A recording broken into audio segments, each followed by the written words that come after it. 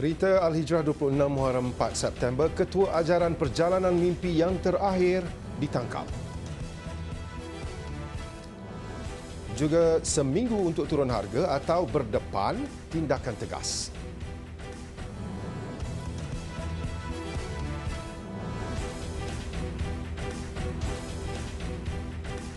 Bismillahirrahmanirrahim. Assalamualaikum warahmatullahi wabarakatuh. Berita Al-Hijrah malam ini bersama saya, Wan Kamarudin Ibrahim. Seorang wanita yang dipercayai Ketua Ajaran Perjalanan Mimpi yang terakhir, PMYT, ditahan polis hari ini. Suspek yang berusia 39 tahun itu akan diremand selama 4 hari sehingga 7 September bagi membantu siasatan. Timbalan Ketua Polis Brickfields Basri Sagoni dalam kenyataan hari ini memaklumkan tangkapan dibuat polis kira-kira jam 1.10 pagi tadi. Dalam tangkapan itu, polis telah merampas 5 telefon bimbit pelbagai jenama, sekeping kad bank, sekeping resit pemindahan wang ke satu akaun bank tempatan sebanyak RM84,721.42 dan sepasang telekung warna putih dipercayai digunakan oleh suspek semasa membuat live Facebook. Katanya hasil siasatan awal polis mendapati wanita itu mendakwa dirinya boleh berhubung terus dengan Allah Subhanahu Wa Taala, malaikat dan Nabi Muhammad sallallahu alaihi wasallam. Suspek juga mendakwa sesiapa yang menyakiti atau menghalang dirinya menyampaikan ajaran boleh dicabut nyawa oleh Allah Subhanahu Wa Taala. Basri berkata kenyataan suspek boleh dianggap menghina kesucian agama Islam dan menimbulkan keresahan awam. Setakat ini 6 laporan polis diterima berkaitan isu PMYT. Suspek sebelum ini tangkapan dijalankan ada membuat laporan polis penafian dan menyatakan tidak pernah mewujudkan kumpulan ajaran sesat atau apa-apa kumpulan dan ajaran yang bertentangan dengan ajaran Islam. Suspek juga menafikan semua tuduhan termasuk tindakan yang boleh mengancam keselamatan negara. Basri berkata kes akan disiasat di bawah Seksyen 298-A Kanun Keseksaan dan Seksyen 233 Akta Komunikasi dan Multimedia 1998. Sementara itu, Timbalan Menteri di Jabatan Perdana Menteri Hal Ehwal Agama, Datuk Ahmad Marzuq Syari berkata, perbincangan akan dilakukan bersama Muzakarah Jawatankuasa Fatwa Majlis Kebangsaan bagi Hal Ehwal Agama MKI bagi mengambil tindakan susulan termasuk mewartakan perjalanan mimpi yang terakhir PMYT sebagai ajaran sesat. Dan katanya isu itu akan diperhalusi dengan turut melibatkan penguatkuasaan enactment agama sedia ada di negeri-negeri. Kerana dia ada 2 kes, yang pertamanya terlibat dengan ajaran sesat dan yang keduanya melibatkan keselamatan negara. Jadi sekarang ini kita utamakan soal keselamatan negara terlebih dahulu dan kepada mereka yang terlibat dan juga pengikut-pengikut dia juga kita akan kenakan tindakan bersesuaian dengan bidang kuasa di bawah Jabatan Agama, Jabatan Perdana Menteri. Tambah Datuk Ahmad Marzuq, Jabatan Kemajuan Islam Malaysia JAKIM maklum berhubung ajaran itu dan kes diserahkan kepada Polis Diraja Malaysia PDRM Bukit Aman untuk siasatan lanjut. Datuk Ahmad Marzuq ditemui media selepas majlis penyampaian anugerah pelajar cemerlang secara pandu lalu di Pejabat Pusat Khidmat Ahli Dewan Negeri Kampung Landak, Pengkalan Cepak. Seramai 618 pelajar cemerlang Sijil Pelajaran Malaysia SPM dan Sijil Tinggi Pelajaran Malaysia STPM dalam kawasan Parlimen Pengkalan Cepak menerima sijil kecemerlangan dan sagu hati wang tunai dengan peruntukan keseluruhan berjumlah RM123,000. Guru-guru yang enggan mengambil vaksin wajib mematuhi arahan kerajaan selagi mana arahan yang dikeluarkan tidak bercanggah dengan Al-Quran dan Sunnah Rasulullah SAW. Pandangan itu dizahirkan pendakwah Dr. Nur Muhammad Hadi Zahlan susulan terdapat sebilangan guru-guru yang enggan mengambil vaksin sebelum bermulanya sesi persekolahan pada Oktober ini. Ini berdasarkan seperti mana di dalam ayat suci Al-Quran yang mana Allah Subhanahu Wa Taala menyebut di dalam surah An-Nisa ayat 59, Bismillahirrahmanirrahim, ya ayyuhallazina amanu atii'ullah wa atii'ur rasul wa ulil amri minkum. Wahai orang-orang yang beriman, taatilah kamu kepada Allah dan taatilah kamu kepada Rasul serta para pemimpin kamu. Maka ada di dalam satu kaedah fiqah yang menyebut darul mafasid aula min jalbil masalih. Menolak keburukan itu adalah lebih utama berbanding mendatangkan kebaikan. Justru arahan yang dikeluarkan oleh pihak kerajaan adalah bersifat untuk menolak sedaya mungkin faktor-faktor yang boleh mendatangkan kemudaratan kepada masyarakat. Lebih-lebih lagi kita tahu bahawa COVID-19 ini boleh menyebabkan kemudaratan yang lebih besar sehingga membawa kepada kematian. Oleh itu, mentaati perintah dalam perkara ini adalah wajib, dan sesiapa yang mengingkari maka boleh mendatangkan dosa. Beliau juga turut mengingatkan guru-guru agar melaksanakan tugas dan menyampaikan ilmu dengan penuh amanah berdasarkan sumber yang sahih. Warga pendidik diharap tidak menyampaikan maklumat maupun melakukan tindakan yang boleh menimbulkan ketakutan dan kemudaratan dalam kalangan masyarakat.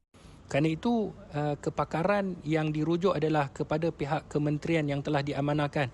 Ini berdasarkan firman Allah Subhanahu Wa Taala di dalam surah Al-Anbiya ayat yang ke-7.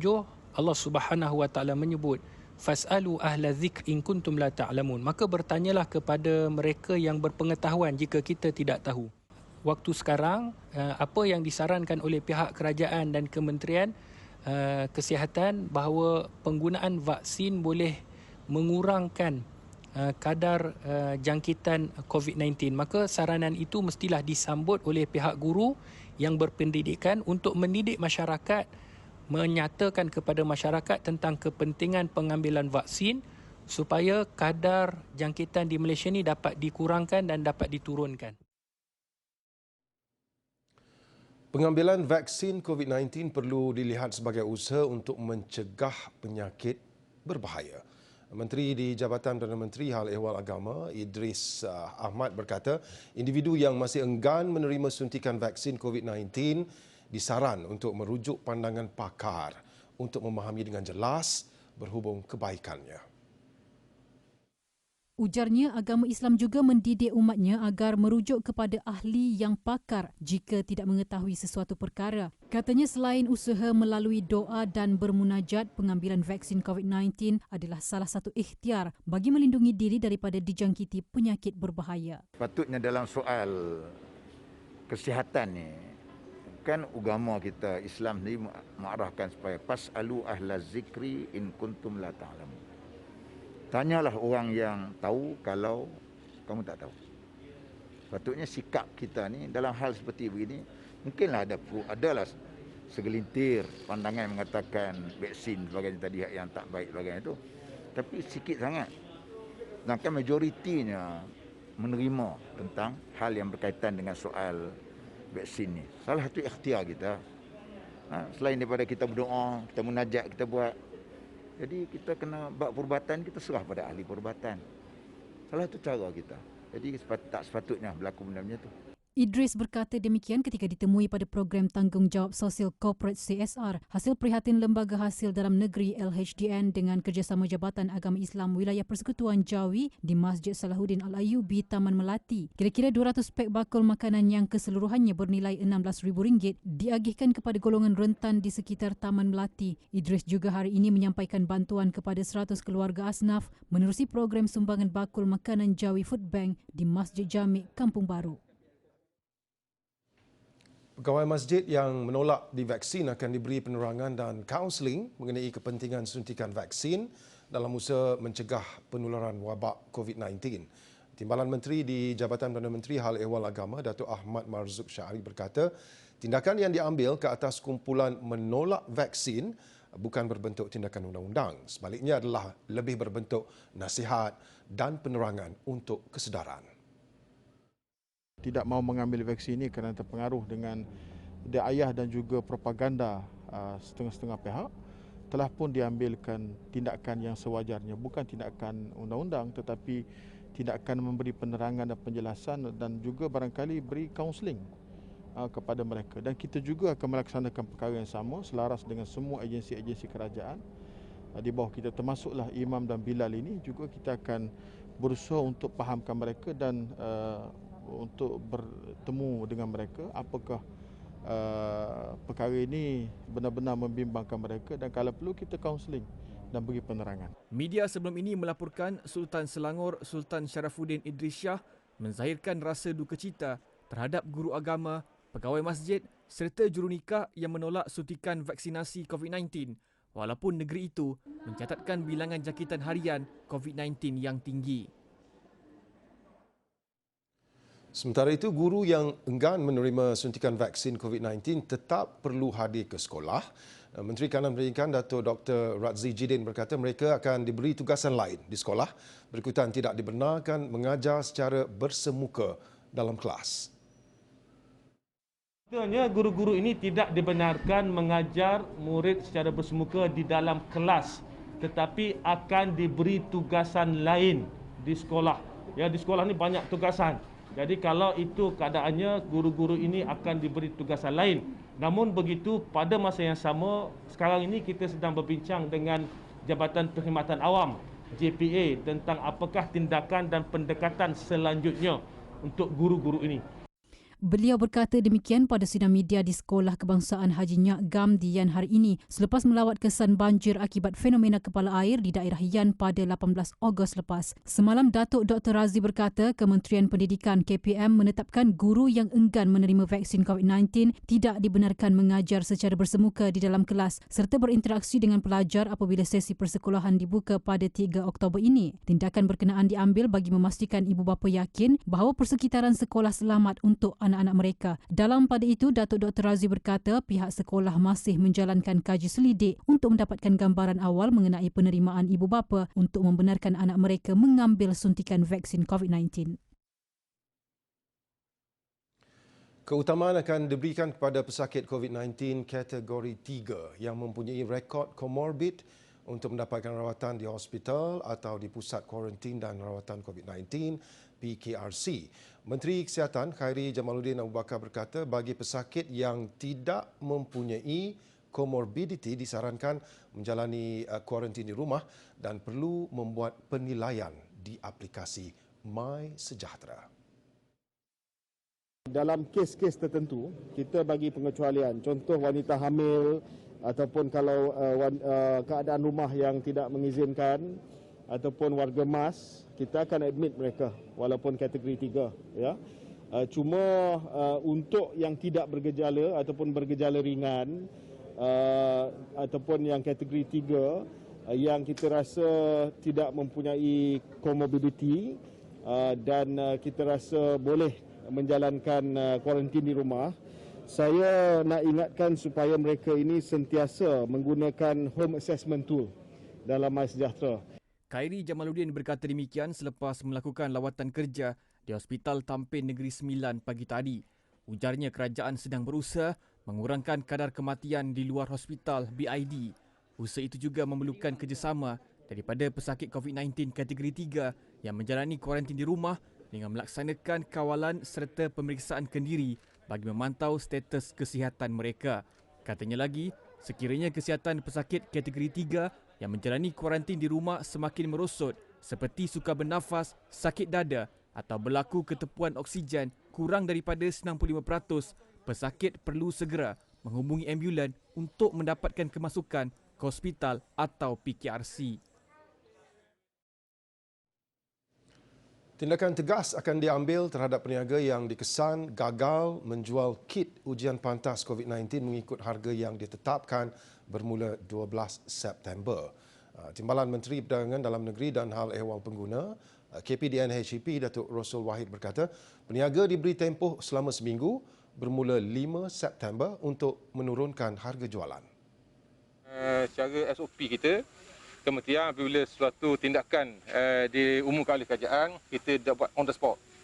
Kita beri satu masa grace period untuk terfaham mereka beli dengan harga yang lama. Jadi masa seminggu itu kita berikan untuk mereka clearkan supaya mereka tidak menanggung rugi yang terlalu beratlah, terlalu besar dengan tu.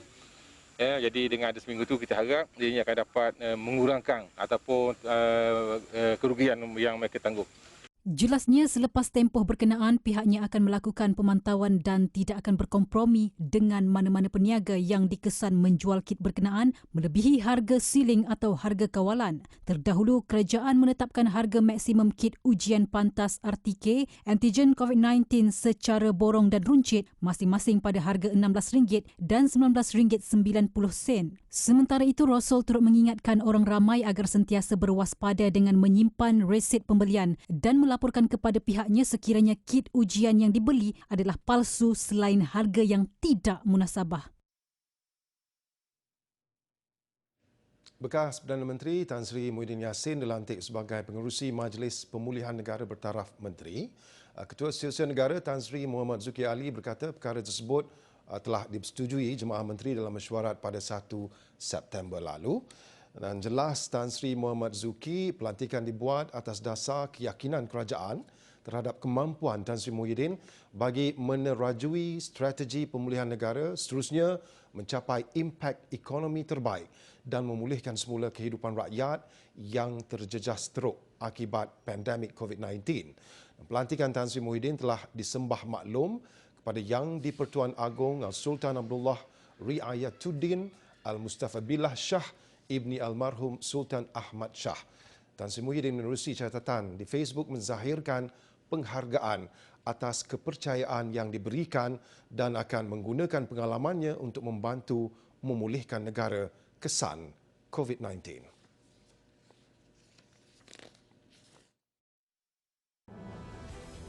Myvi hanyut ditemui.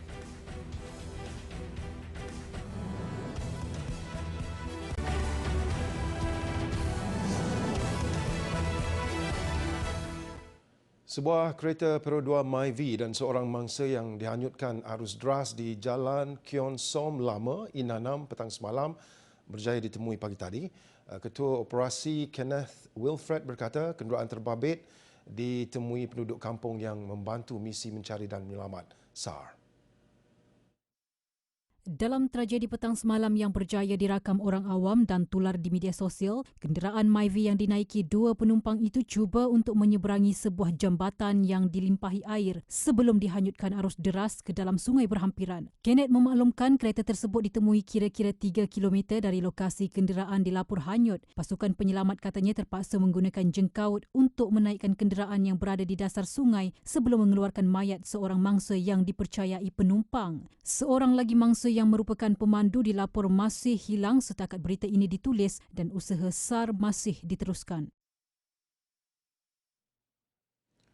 Pelan intervensi Agensi Agama Mendepani COVID-19 atau Piagam C19 akan memberi tumpuan khusus bagi meringankan beban rakyat terjejas mental, jasmani dan rohani serta keuangan akibat COVID-19.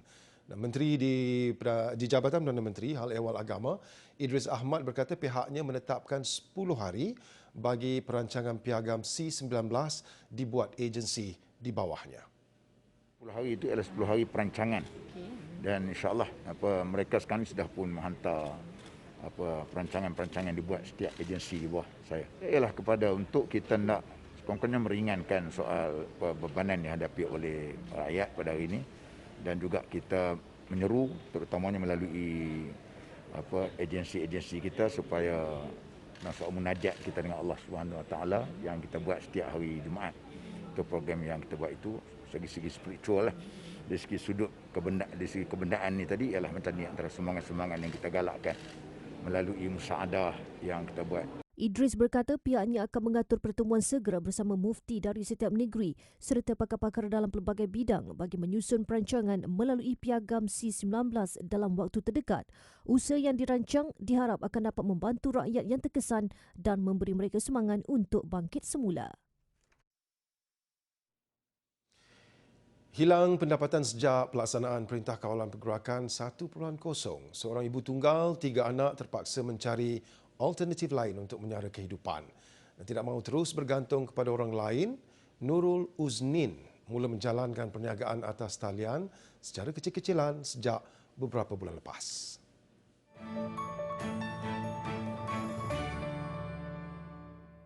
Sebelum pelaksanaan PKP 1.0, Nurul Uznin mengambil upah mengasuh anak jirannya dan sejak pandemik melanda, Nurul Uznin kehilangan sumber pendapatan. Hasil bimbingan kakaknya, dia mula menjalankan perniagaan kecil-kecilan secara atas talian bagi menampung keperluan diri dan anak-anaknya yang berusia 6 hingga 12 tahun. Prihatin dengan situasi dihadapi Nurul Uznin, Amanah Hartanah Bumi Putra dengan kerjasama Malaysian Relief Agency MRA menghulurkan bantuan keperluan asas kepada keluarga ini bagi mengurangkan beban yang ditanggung. AHB giat meneruskan tanggungjawab sosial korporat mereka sepanjang pelaksanaan PKP menerusi program Bendera Putih Kongsi Rezeki.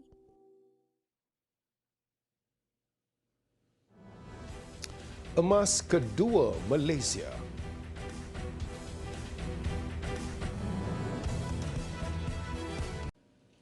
Angka korban akibat taufan Aida di Amerika Syarikat meningkat kepada 46 orang. Taufan kategori 4 yang melanda New York, New Jersey dan Connecticut turut menyebabkan 1,000 penduduk terkandas di rumah dan kereta masing-masing. Penduduk yang terkandas diselamatkan pasukan penyelamat menggunakan bot. Maklumat rasmi mengesahkan 16 maut di New York, 25 di New Jersey dan 4 di Pennsylvania. Taufan Ida yang mengganas sejak Ahad lepas membawa hujan lebat sehingga menyebabkan kerosakan infrastruktur selain bekalan elektrik terputus.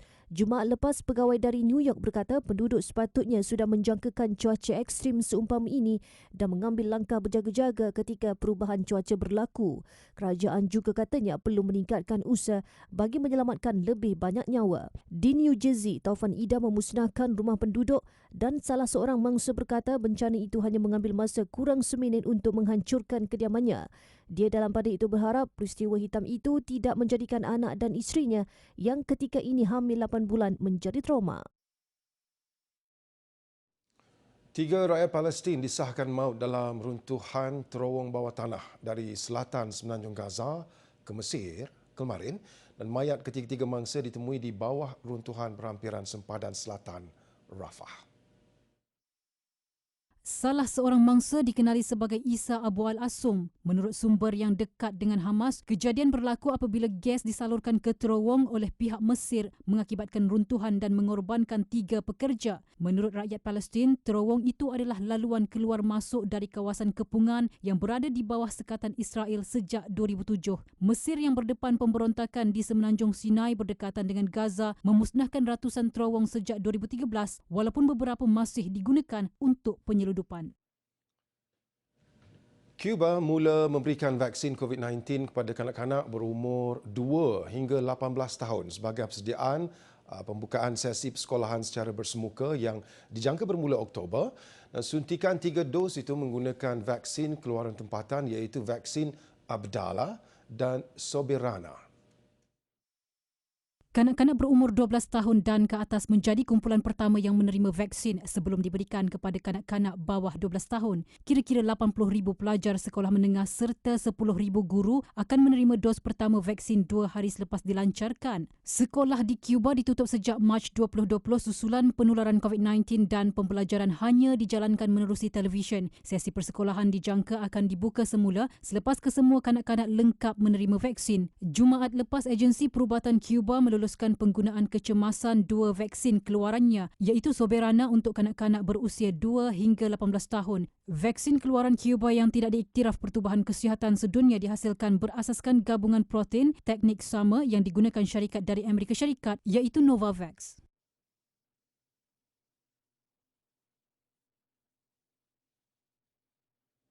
Atlet badminton para negara Chia Liak Hao melakar sejarah berjaya meraih pingat emas bagi acara perseorangan lelaki SU5 Sukan Paralimpik Tokyo 2020 apabila menewaskan pemain Indonesia pilihan pertama Diva Andri Musti pada aksi final di Stadium Nasional Yoyogi petang tadi.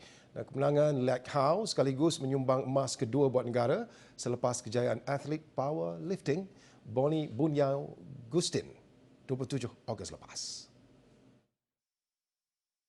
Aksi set pertama dilihat berlangsung sengit dengan kedua-dua pemain dilihat saling mengejar mata untuk memenangi set berkenaan. Bagaimanapun, Andri Musti tewas di tangan Liak Hao dengan 21-17 dalam tempoh 22 minit. Aksi lebih sengit dipamerkan kedua-dua pemain di set kedua sebagai penentuan pungutan pingat emas Paralimpik pada tamasya kali ini. Seperti set pertama, kedua-dua pemain dilihat saling mengekori rapat antara satu sama lain dari segi pungutan mata. Bagaimanapun, Lee sekali lagi menggunakan pengalamannya untuk memenangi set kedua 21-15 dalam tempoh 28 minit sekaligus mengesahkan pingat emas kedua buat kontingen negara.